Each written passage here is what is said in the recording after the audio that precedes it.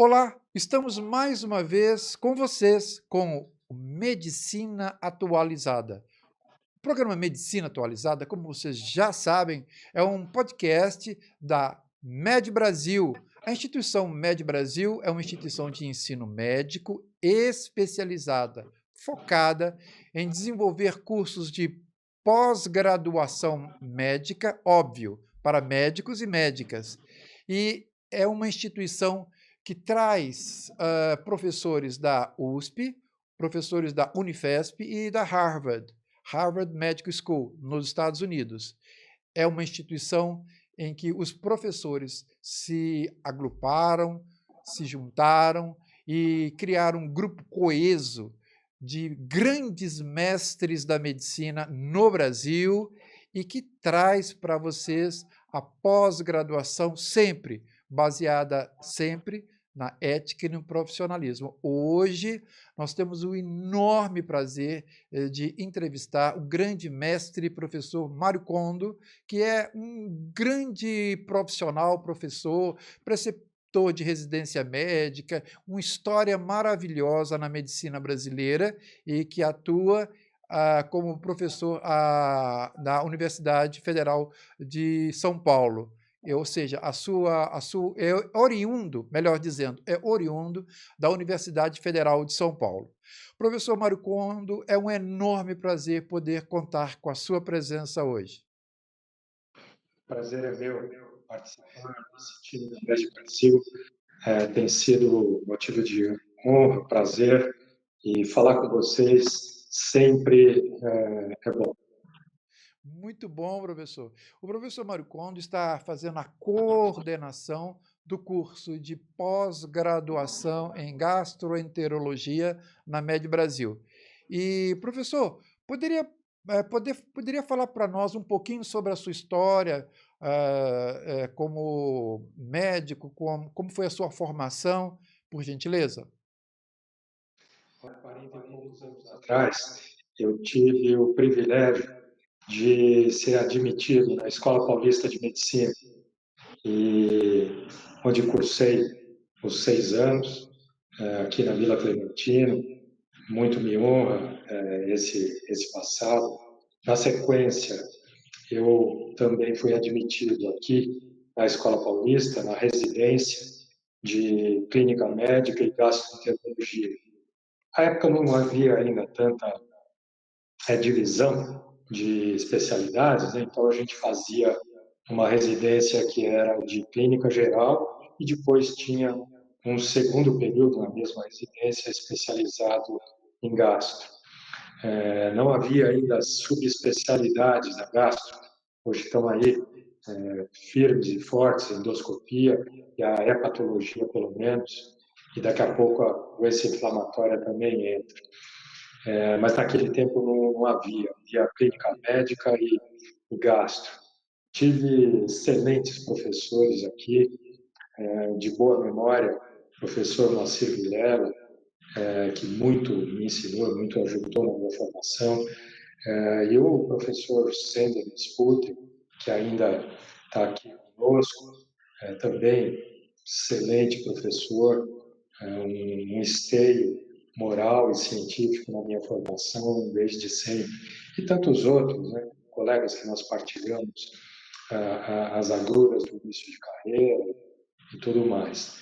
Bom, aqui terminada a residência, eu fui admitido, tive o prazer, o privilégio de ser admitido no mestrado, também na Escola Paulista. Completei sob a orientação do professor Sender, com a coorientação do professor Edson Parisi, e me tornei mestre. Na sequência, já emendei aqui um outro privilégio, fui admitido para um doutorado, também aqui na escola, dessa vez sob a orientação do professor Parisi, com a orientação do professor Antônio Eduardo.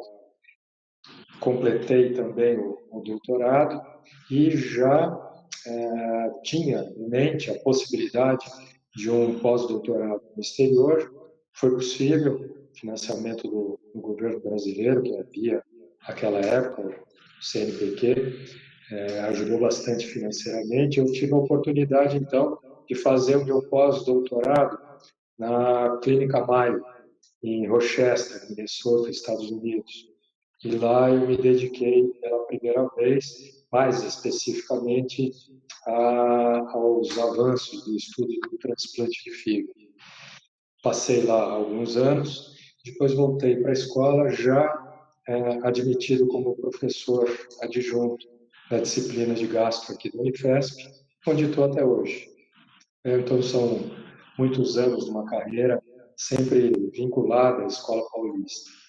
Nesse meio tempo, com respeito ao transplante, eu fui para o transplante de fígado, eu fui graciosamente convidado para fazer parte de uma equipe excelente aqui de São Paulo, que já tinha à época, com alguns médicos oriundos do Hospital das Clínicas. E nós fizemos lá a equipe de transplante do Hospital Sírio-Libanês e depois virou também a equipe de transplante do Hospital Secamar.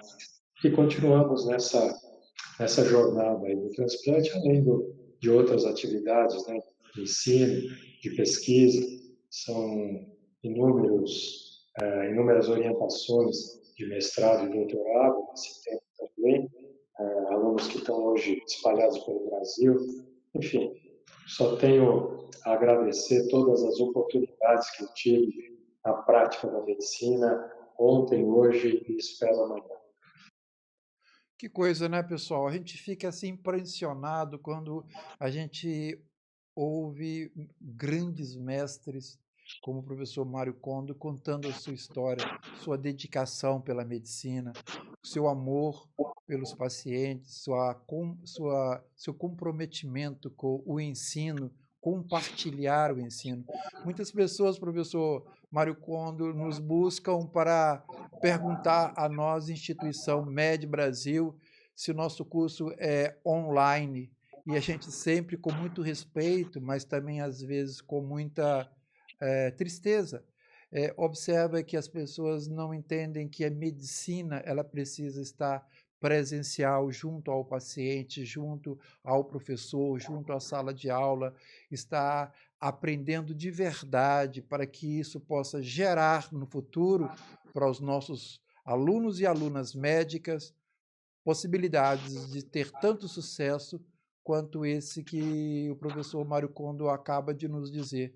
É um orgulho, uma honra poder aprender medicina com o professor Mário Kondo e com os professores que estão junto com o professor Mário Kondo, porque ele não veio sozinho, ele veio trazendo professores da Universidade Federal de São Paulo, todos eles com muito mais de 25 anos de atuação. O professor está há 40 anos, mais de 40 anos na lida diária da medicina e está compartilhando conhecimento para vocês.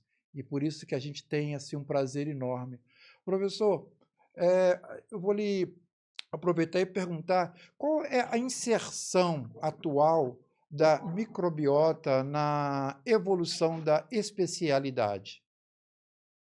Olha, a gastroenterologia, assim como outras especialidades médicas também, tem vivido um boom de conhecimento, tanto no sentido da pesquisa, quanto no sentido da tradução desse conhecimento teórico para o auxílio dos nossos pacientes.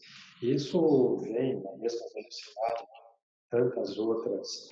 de tantos outros avanços tecnológicos que a gente tem assistido, às vezes embasbacado aí nessa última década. E a gastro não está fora disso.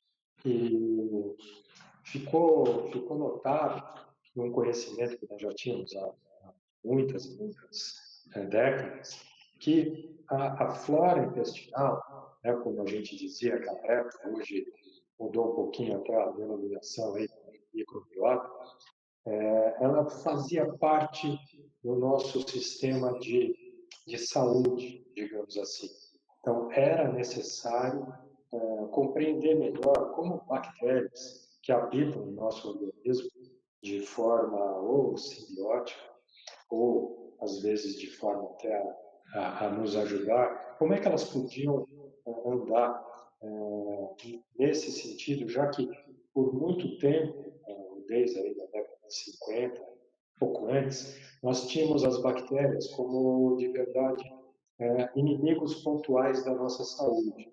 As bactérias que a gente conhece, ou conhecia mais, eram aquelas que provocavam doenças, seja no trato respiratório, no trato gastrointestinal, qualquer outro lugar do organismo. Mas tinha no fundo das nossas mentes, né, essa possibilidade da flora intestinal amiga ter uma grande participação. E nesses últimos anos, nós acumulamos um sem número de evidências, de conhecimento, de que essa flora não só participa da manutenção da nossa saúde, como ela pode ser determinante para algumas situações de saúde ou de doença dentro e fora do trato gastrointestinal. Então, tem alguns vínculos possíveis aí têm sido atentados à função definitiva, mas com doenças neurológicas, degenerativas principalmente, e aí vale destacar o Alzheimer, que de alguma maneira parece guardar influência com o tipo e a colocação da microbiota em indivíduos doentes e sadios, tendo coisas diferentes, tendo populações bacterianas diferentes no seu organismo, no seu intestino. E, obviamente, também para doenças do trato gastrointestinal. Então, vai desde Helicobacter pylori, como uma bactéria determinante aí de doenças do trato gastrointestinal alto, aí é conhecida ou tida como uma bactéria mais inimiga do que amiga, mas como também a microbiota intestinal determinante das doenças inflamatórias intestinais, seja retocolite ulcerativa, seja doença de Crohn, e talvez a modulação que se postula hoje, que nós estamos atrás, do conhecimento de que a modulação dessa flora possa trazer benefícios para a saúde. Então, indivíduos que têm uma determinada flora podem, por exemplo, estar ligados muito mais ao aparecimento da obesidade. E se nós conseguíssemos determinar aonde está exatamente esse efeito, a constituição da flora, modulá-lo, talvez nós pudéssemos tratar a obesidade modulando a flora intestinal, como um exemplo. E outras tantas coisas que vêm vindo aí de doenças dentro e fora do trato gastrointestinal. É um assunto muito novo, muito em ebulição, conhecimento que tem sido muito estudado ultimamente e que aqueles nossos colegas que participaram do nosso curso de pós-graduação da MED Brasil vão ter aí grandes pinceladas do que existe hoje de sólido e no que nós temos guardado para o futuro nesse aspecto. Perfeito, professor. E é claro, a macrobiota intestinal tem ganhado destaque na gastroenterologia, como o próprio professor Mário Kondo, coordenador do curso de pós-graduação da MED Brasil, afirma, e influenciando a compreensão e tratamento de diversas doenças digestivas. Bom, professor, seguindo, avançamos no manejo do câncer de fígado. Olha, essa é outra área também de muito cheia de conhecimentos novos nesses últimos tempos. Então, nós tínhamos, há pouco tempo atrás, o câncer primário de fígado como sendo uma doença que ou era passível de um tratamento de remoção cirúrgica, ou nós não tínhamos muito o que oferecer. Isso foi andando, e nós passamos, depois, não muito tempo atrás, para os tratamentos de ponte, especialmente com embolizações intra-arteriais, que já foram um avanço enorme. Depois vieram os tratamentos ablativos, seja ablações térmicas, ablações por frio ou calor, ou agora também por ablações por micro-ondas, que são tratamentos que conseguem modificar a história natural da colocação da doença no paciente. E, mais recentemente, nós tivemos a oportunidade de usar, e temos ainda, vamos avançar muito nesse ponto, a oportunidade de usar a imunoterapia no tratamento do câncer de fígado. A imunoterapia, nos seus diversos componentes, nós temos aí alguns deles já aprovados para tratar câncer de fígado, embora não seja um tratamento onde todas as pessoas respondem, mas há um bom número, um significativo número de pessoas que respondem ao tratamento, e em algumas delas há verdadeiros milagres. Tumores que nós tínhamos antes como absolutamente fora de controle, intratáveis, quando os pacientes são submetidos a esses tratamentos, os resultados são impressionantemente bons e duradouros.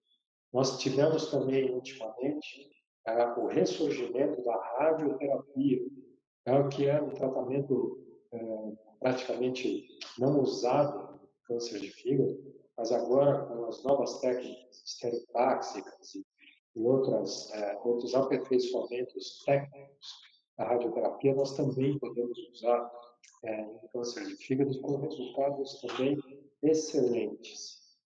E, por fim, para todos esses pacientes, a possibilidade do tratamento pelo transplante de fígado, que já era, aí nos últimos 40 anos, alguma coisa possível, mas que agora, sem dúvida, ele faz parte do arsenal terapêutico de cura desses indivíduos. Então, é uma miríade de coisas que hoje tem uma colocação que às vezes parece caótica e confusa para quem não está muito afeito à área. E, de novo, nossos queridos amigos aí da Med Brasil vão conseguir ter no curso de pós-graduação da Gastro uma colocação escalonada desses tratamentos e como a gente deve manusear esses pacientes de forma contínua, de forma a ter melhor de saúde, melhor apoio de saúde que nós podemos dar para os nossos pacientes. Pois é, professor. Professor Kondo, que é o nosso coordenador do curso de pós-graduação médica em gastroenterologia, mestre e doutor pela Universidade Federal de São Paulo. Olha só, a Med Brasil trouxe e está com os professores que detêm conhecimento e compartilha conhecimento para vocês que têm interesse de fazer a pós-graduação conosco.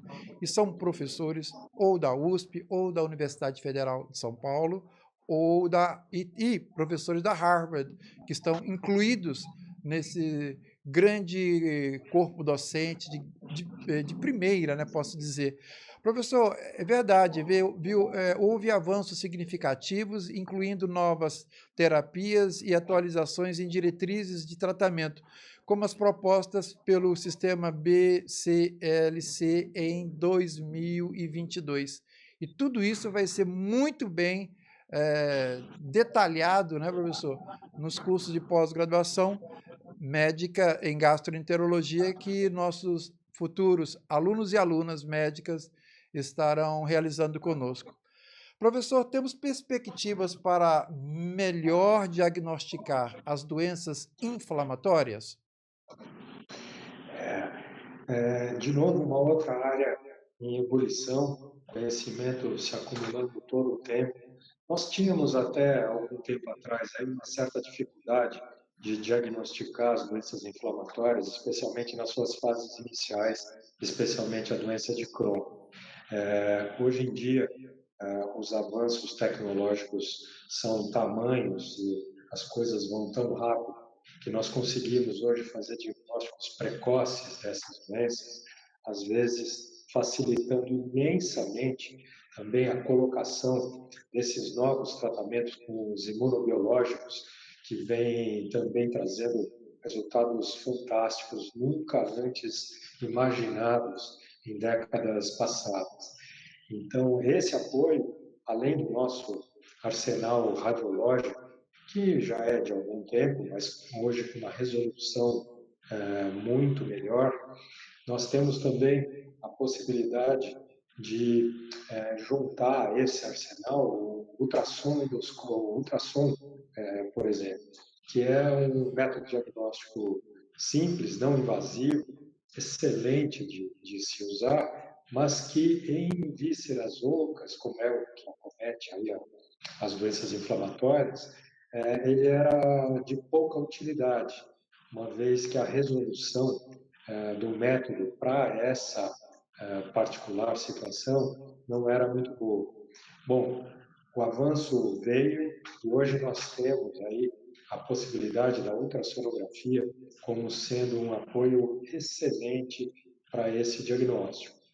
Temos também alguns métodos para diagnosticar ou para pelo menos monitorar, ter uma composição, não, os diagnósticos sempre são composições de vários aspectos, exames de fezes, exames que colocam marcadores inflamatórios que podem ser medidos nas fezes, que nos auxiliam imensamente. Então, novamente, a composição dessas ferramentas para o uso cotidiano, o uso prático no atendimento dos nossos pacientes vai estar elencada no nosso curso, o aspecto aí das doenças inflamatórias intestinais, na abordagem tanto do seu diagnóstico quanto do seu tratamento. Perfeito. E as novas terapias avançadas, né, professor, têm transformado o tratamento das doenças inflamatórias intestinais, melhorando o diagnóstico e manejo dessas condições. E a gente acredita muito, professor, que a medicina explicada, esse podcast, eu sei que é um resumo do resumo do resumo, mas da medicina, da gastroenterologia. Mas muitos médicos, professores, e médicas no interior do Brasil vão aproveitar algumas informações e vão ampliar os seus conhecimentos. E que são médicos até gastroenterologistas, mas é muito bom a gente estar dialogando com grandes mestres para ampliar os nossos conhecimentos. Professor, quais são os avanços mais promissores na sua concepção, né, no manejo da doença inflamatória intestinal que devem ser incorporados à prática clínica nos próximos anos? Uma Aqui visão nós mais vamos adiante, né, ter, professor? é, aqui nós vamos ter também muitas boas notícias nos próximos anos. Tem a interação da microbiota, não há dúvida que nós vamos conseguir entender e modular a microbiota como um instrumento de tratamento para esses pacientes, para essa condição da doença inflamatória, e talvez eu anteveria que por uma parcela deles, a simples manipulação da microbiota vai ser suficiente como arsenal terapêutico definitivo. Talvez a gente consiga só com essa intervenção. Depois, os imunobiológicos, que hoje a gente já tem, eles vão se modificar no futuro para se tornarem drogas menos tóxicas e mais eficientes. Já há uma série deles aí no pipeline e em poucos anos nós vamos ter isso à mão. Por último, a manipulação do nosso sistema imune. Há um grande componente de um ataque autoimune nessas doenças inflamatórias. E certamente nós vamos conseguir, através da modulação, especialmente das subpopulações de linfócitos, oferecer tratamentos que vão ser integrativos, muito eficientes e com a ausência de efeitos colaterais. Essa é a nossa perspectiva futura e eu acho que 5, 10 anos vão ser suficientes para nós estarmos comentando desse arsenal como uma coisa cotidiana. Perfeito. Esses novos agentes biológicos e pequenas moléculas, como inibidores do JAK, o S1P, mostram eficiência em casos refratários com menos efeitos adversos. Isso seguramente é muito bom, né, professor? Vamos lá. Como o uso da inteligência artificial está tanto na moda isso, né? O uso da inteligência artificial tem impactado o diagnóstico precoce de neoplasias gastrointestinais, especialmente no rastreamento endoscópico, professor? Essa é também uma área de muito Ah, avanço, embora essa seja uma área mais recente de aplicação, a gente já vai vendo colhendo os frutos, né, dessas novas técnicas. Isso vai ajudar imensamente, vai ajudar especialmente no auxílio do tratamento do dia a dia. A possibilidade das máquinas nos colocarem numa situação mais confortável já é conhecida há muito tempo. O que passa, o que eu entendo, as situações repetitivas vão poder ser apresentadas, estão sendo apresentadas para as máquinas e esse deep learning, ou a inteligência artificial, vai conseguir compilar esse conhecimento e vai fazer, pelo menos, uma primeira triagem, de tudo que deva ser suspeitado ou de tudo que deva ser procurado numa determinada pessoa. Porque, às vezes, nós, médicos, na prática diária, temos a atribulação de muitas demandas simultâneas, às vezes, e talvez nos falte, em um ou outro momento, a atenção para algum detalhe que pareça menos importante naquele instante. E, nesse sentido, a inteligência artificial vai poder nos auxiliar nos alertas daquilo que deva ser integrado ao tratamento do paciente ou à prevenção de doenças ou ao diagnóstico precoce de determinadas condições, sejam elas, por exemplo, os tumores precoces. É um campo maravilhoso que nós vamos ter também muitas novidades. Esse eu acho que 2, 3 anos vai ser o suficiente. Só isso tudo é maravilhoso, é o mundo novo, parece, né, professor?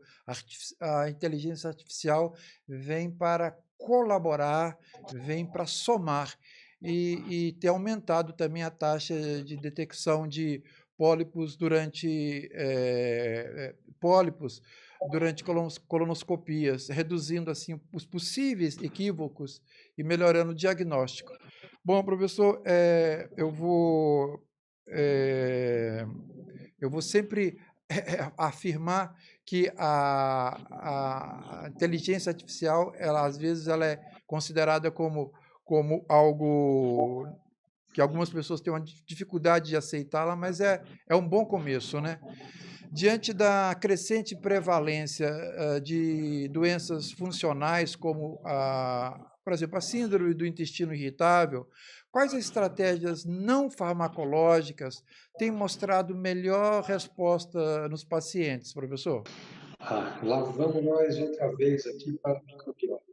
É outro ponto onde talvez nós tenhamos um grande avanço no tratamento das doenças funcionais, com essa modulação da microbiota. Mas nós temos também, e sempre houve a possibilidade, dos tratamentos de suporte psicossocial e que estão muito ligados às condições dessa doença. E aí nós temos não só o gastroenterologista como o papel daquele apoio para a pessoa nessa condição, mas também a equipe multidisciplinar, que nós sempre também temos que trabalhar, né? E aí usando o conhecimento dos nossos colegas da psiquiatria, o apoio fundamental dos nossos amigos também da psicologia, e aí tendo um tratamento integrativo, um tratamento multidisciplinar, não farmacológico, que, no fundo, é o esteio para melhor controle dessa situação que, veja, nós temos diagnosticado, então, talvez estejamos conversando mais a respeito dela nesses últimos tempos, mas já era sabido, 20% da população mundial, um de cada 5 terráqueos teve ou terá uma doença funcional gastrointestinal. Não é pouca coisa. Sem dúvida. E a gente acredita que a interdisciplinaridade, a medicina, sempre ela deve levar em consideração as possibilidades de estarmos interagindo com outros profissionais da área de saúde para compor melhor ainda o nosso cuidado com o indivíduo. Professor, o que mudou na sua avaliação nas diretrizes mais recentes para o rastreamento e segmento de pólipos colônicos? Nós temos aí algum apoio da tecnologia para a endoscopia em si. Então, as colorações que podem ser usadas, a magnificação, que também é empregada durante a colonoscopia, e o constante aperfeiçoamento, na verdade, na minha opinião, do endoscopista. O melhor treinamento, a disseminação do conhecimento, que faz com que o profissional que está executando o exame consiga ter melhor discernimento das imagens que ele está vendo, e aí é o apoio da cronoscopia e da magnificação conseguem ter resultados cada vez melhores. E aí a definição de intervalos que nós possamos lançar mão para os determinados grupos de pacientes repetirem a colonoscopia, a pesquisa de sangue oculto, aquilo que for melhor colocado para aquela população naquele momento, são coisas que vão avançando, que têm avançado e nos deixado mais firmes, assertivos e resolutivos na procura, detecção do câncer precoce de intestino. Eu acho, professor, que o pessoal do interior, da capital, do interior, em suma, em qualquer ponto do Brasil que está escutando essa sua orientação, queria muito saber sobre a atualização no que o professor acabou de falar, nos intervalos de rastreamento, houve uma maior personalização conforme o número, o tamanho e a histologia dos pólipos removidos. Podia falar um pouquinho sobre isso, professor? Nós melhoramos um pouco nesse sentido, um pouco bastante nesse sentido aí, porque antes não tinha uma determinação, uma diretriz muito clara. Agora, claro, dependendo do tamanho dos pólipos maiores do que 1, 2 ou 3 centímetros, o número deles acima de 3, 5, 12, vão compondo coisas que vão determinando intervalos. Também tipos histológicos, se são adenomas tubulares, tubulosos, que vão trazendo informações que vão se compondo. Então, usando a integração de tamanho, número e tipo histológico, nós vamos variar aí a recomendação de um intervalo entre as colonoscopias que vai ser de 1 a 10 anos, na dependência do que nós tivermos para aquele determinado paciente. Também no tempo do início do rastreio. Então, quando é que é mais prevalente, quando é que é mais assertiva a possibilidade da colonoscopia como preventiva do câncer coloretal? Aos 50 anos, vindo agora para os 45, o histórico familiar, quem é que teve parentes de primeiro, segundo, terceiro grau, com que tipo de doença, em qual faixa etária ela incidiu, e aí nós vamos personalizando cada vez mais o tempo de início e o intervalo do rastreio por colonoscopia. Não esquecendo sempre que a gente pode, em determinadas situações, também usar a pesquisa do sangue oculto como sendo um instrumento valioso. Sem dúvida. Bom, professor, tem alguns desafios que na abordagem de pacientes e com o supercrescimento bacteriano no intestino delgado, SIBO, especialmente nos casos recorrentes. Quais são os principais desafios na abordagem desse tipo de paciente, professor? Olha, essa é uma situação que não é muito comum na nossa prática, né? Mas Aham, que vem aumentando ultimamente. Então, provavelmente, o uso indiscriminado de antibióticos tem um papel fundamental no aumento da prevalência dessa, dessa situação. Quanto mais a gente superdiagnostica ou trata condições bacterianas que talvez nem houvesse necessidade, bom, mais a gente está colocando lenha na fogueira para que isso aconteça.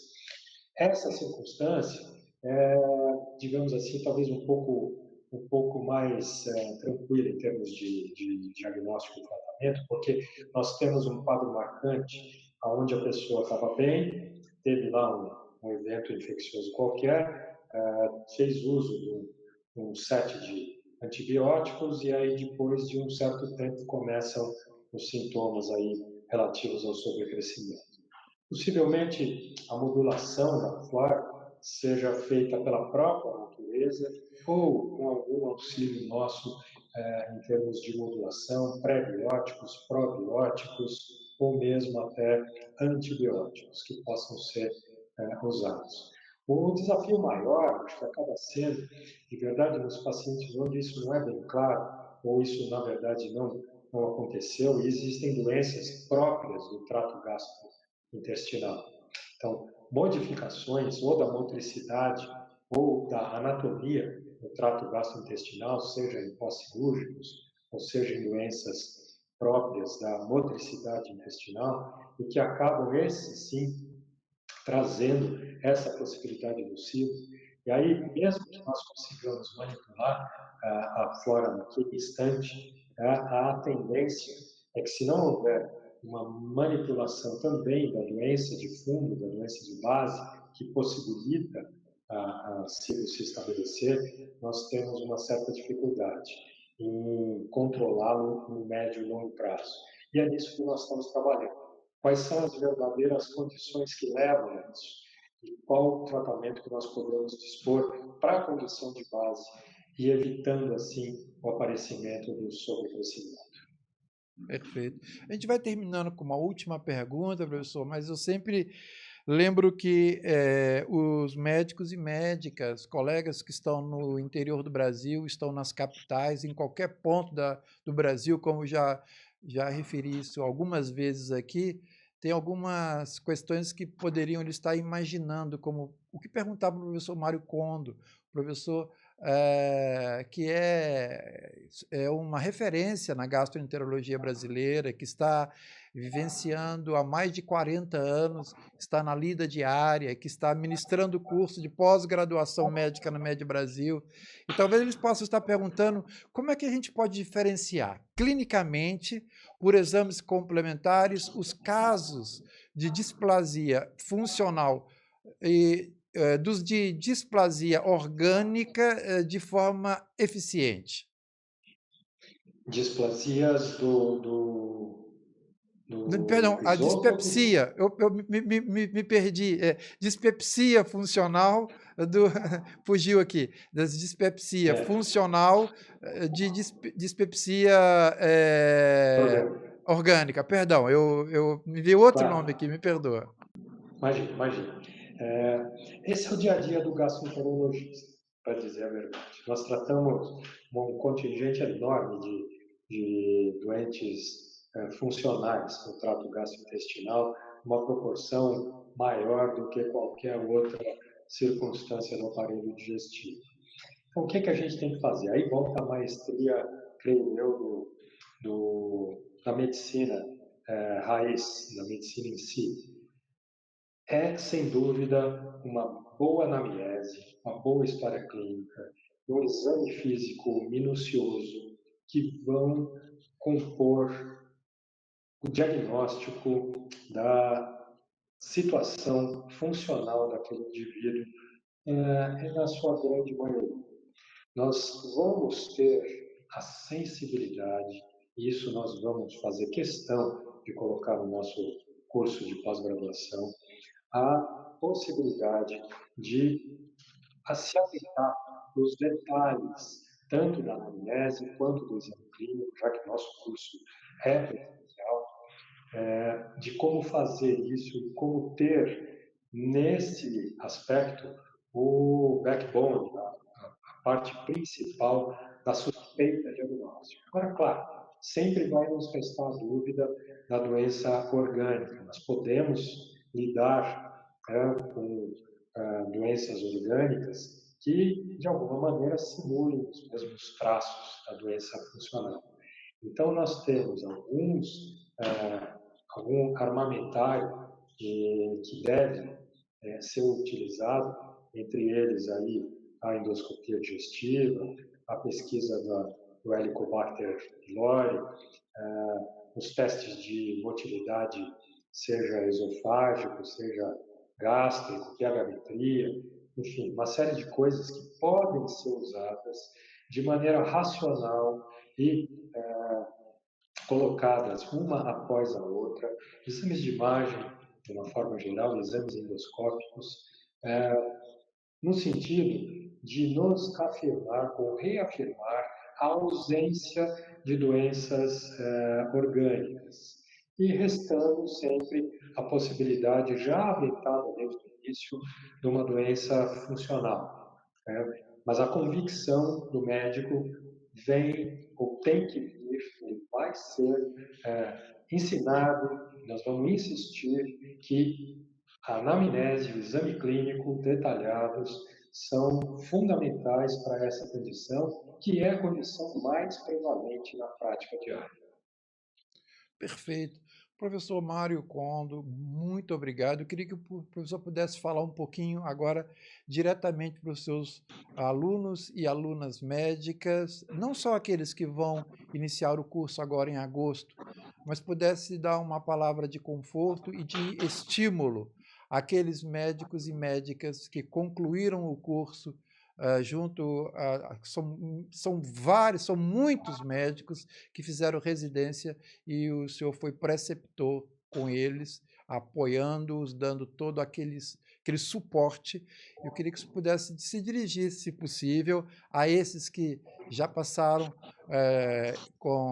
estiveram com o senhor no dia a dia, na sua formação, e aqueles que que estarão com você a partir de agosto de 2025, na pós-graduação na MED Brasil. Gente, é um prazer ter contato com vocês novamente. Eu quero reafirmar o que eu sempre disse aqui pessoalmente para todos. A medicina é uma profissão maravilhosa. A gastroenterologia é uma especialidade dentro da clínica médica da medicina, muito rica, muito satisfatória no trabalho do dia a dia. Nós temos sempre que manter o foco, a atenção, o cuidado dos nossos pacientes. A gente não pode esquecer que a nossa profissão de médicos, ela sempre é voltada para o cuidado das pessoas. Nós precisamos ter atenção para as demandas das pessoas, quer as explícitas, quer as implícitas. E nós vamos continuar tentando transmitir essa possibilidade de como fazer isso. E, é claro, em paralelo também, uma pitada de ciência, uma pitada de como avança o conhecimento nas diversas áreas, do que é que a gente pode e deve incorporar na nossa prática diária. E isso tudo é feito de uma maneira contínua e muito descontraída, eu diria, porque nós temos a possibilidade desse contato humano. Então, saiba, nós temos a possibilidade de exercer a nossa profissão, nossa linda profissão, de uma maneira assertiva, cuidando das pessoas, que é isso que deve sempre nos nortear, baseados no conhecimento científico, mas sempre com foco na atenção do que as pessoas precisam e como tornar a vida delas melhor. Eu quero saudar todos e quero convidar aqueles que tiverem interesse em melhorar o seu conhecimento na gastroenterologia a nos juntar, a se juntar conosco nesse curso da MED Brasil. Nós vamos ter um prazer imenso de recebê-los e compartilhar esse conhecimento. Muito obrigado, professor, pelo seu tempo, pelas suas orientações, pelas suas informações. É uma honra poder contar com a sua participação junto com os demais professores nas 21 especialidades médicas na MED Brasil. E foi uma honra poder contar com a sua presença, sem dúvida nenhuma, aqui no Medicina Atualizada, que é um podcast que visa ser um ponto um ponto que colabora, que seja capaz de trazer alguma informação de interesse para a comunidade médica. Mais uma vez, muito obrigado, professor. E, pessoal, nos vemos na próxima Medicina Atualizada, Medicina Explicada, no podcast da Med Brasil. Um grande abraço e nos vemos na próxima. Obrigado. Grande abraço a vocês, muito obrigado.